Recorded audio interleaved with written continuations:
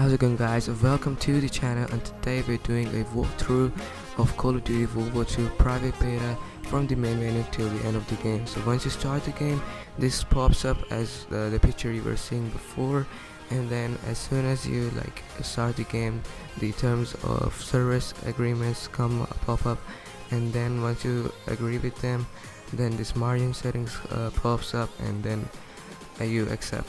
If you want to change it, you can.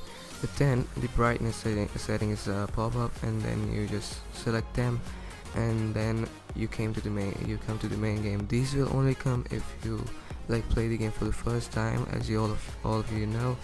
So once I started the game, it made me came to this place, and it says downloading new update. First, it's fetched my online profile and stuff, but now it will start to connect with online services. When I was playing the game for the first time, this is my first time playing World War II. I haven't even touched the game before. So once you start the game, I will connect to online services and then fetch your online profile. I didn't know that the beta was live right now. I thought it would take some time, but I was lucky. This game is so amazing. So once you have done connected to online services and fetch your profile, this will pop up as you will start the game.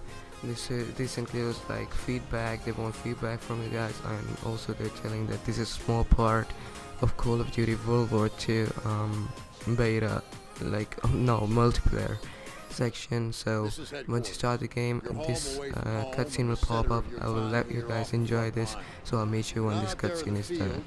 This is your place to advance your career. So gear up, train hard, and get to know your fellow soldiers. We're well supplied, but you've got a lot to learn. Every man and woman on this beach knows this was just the first step in pushing back the Germans. We're counting on you to help us push through to the Rhine. I'm Captain John P. Andrews, and I'm here to recruit you to the U.S. Army Infantry. As infantrymen, you will experience more combat than any other branch in our multinational force. You will be the tip of the spear. For that reason, you'll receive individual skills training and be made fit to fight. The instruction you'll receive emphasizes individual rifle marksmanship and hand-to-hand combat, so you will be able to engage the enemy at any range. At longer engagement distances, you will rely on your skills as infantry riflemen to destroy the enemy. Up close, you will receive instructions on how to fight with the bayonet. Sweat in training saves blood in battle. As long as you have your brothers in arms and your rifle, you are unstoppable. And if something tries to stop you, show them what a bayonet can do to anything in the way. Let's get to work.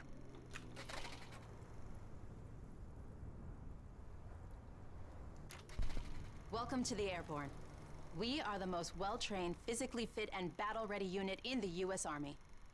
Being a Sky Soldier requires peak physical fitness, mental and emotional toughness, and unhesitating courage. It doesn't get any more dangerous than this. We're the first in the fight, and we're the last thing opposition wants to see. We are hunters from the sky. If you think you've got the guts, then gear up, get on board, and let's go kick some Axis ass. Pay close attention. The sooner we get the introductions out of the way, the sooner we can get to blowing things up. My name is Major James Parks of the Royal British Armoured Division. Our armoured forces have one mission, and one mission only: engage and destroy the enemy. We specialize in direct combat with opposing armoured forces, strong points, and fighting positions. And we're also frequently called upon to provide for direct fire support for our comrades in the infantry. A weapon that is issued in our branch down to the squad level is the light machine gun. As a member of the Armoured Division, it will be your duty to clear the way for our brothers in arms. If we don't do our job, then they can't do theirs. We fight for king and country, but most of all, we fight for each other. It is an honor to be armored. Never forget that. Now, let's get started, shall we? Welcome, soldiers, to the Canadian Mountain Division, the most elite unit in the entire Allied Armed Forces. If you want to run headlong into Axis strongholds, try the infantry. But if you want to make your shot count, then we have a place for you. You are the eyes of the unit. You take in everything. The whole world lives between your crosshairs. Find your vantage point and execute the mission. They can't hear us, they can't see us. By the time they detect us, it's too late. If you have a keen eye and a steady hand, if you have the patience to wait for the perfect shot, if you can quiet the world around you and do what needs to be done, then look nowhere else but the Mountain Division. Attention! Welcome to the Resistance. We do not have the luxury of time as our enemies are closing in. So I will be brief. We are the pioneers of a new expeditionary force, specializing in sabotage and covert operations. We operate by night, raiding supply points for weapons and explosives, including the incendiary shotgun shells that spark flames, creating a hailstorm of fire that consume our enemies. If you want to join us, you must be willing to sacrifice everything for the good of your countrymen. We are the French Expeditionary Force. We are the fire that will burn down the Axis Empire to the ground. Vive la Résistance! Vive la France! So guys, I selected mountain because I wanted to snipe. I didn't know it was so hard to snipe in this game, but all of these divisions fit perfectly for every type of player. That's the best thing in World War II. So now this is the main menu. Like, this is a type of a create a class section. You have to select divisions, then you can select guns. As you know that these are separated for SMGs, assault rifles, snipers, LMGs, shotguns, etc. So the beta doesn't involve too many guns, but these are enough for the beta. You can't even level up if you play the whole time. If you haven't bought the game yet, please buy it. It is worth it. Okay, so yeah, once you select your create a class, then you find the match, and well, I wanted to change the settings because like the sensitivity was very low, so I changed it. And also in this game it doesn't involve those stack and move and other stuff, only some of the button layouts, but it does involve flipped as most of Call of Duties do. So I changed my sensitivities, and I also wanted to check out what kind of like button layouts this game involves, so I just tested it out. I didn't use flip because I was good with this default one. So matchmaking in this game is quite good. Like, you can find a match like in between 5 to 10 seconds. So you can, there are only 3 default score streaks in the beta, and well, that's not a big thing, okay?